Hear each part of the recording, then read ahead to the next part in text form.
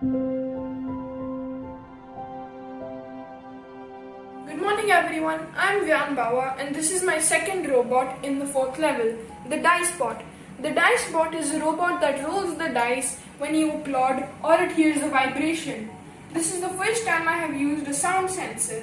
The sound sensor has two main components, the microphone and the actual sensor. The microphone receives the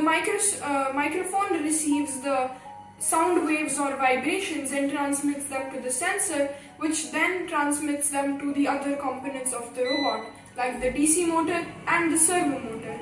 Now I will demonstrate.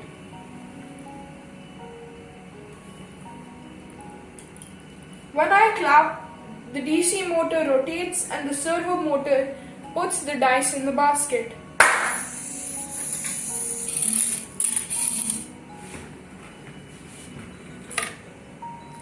Thank you.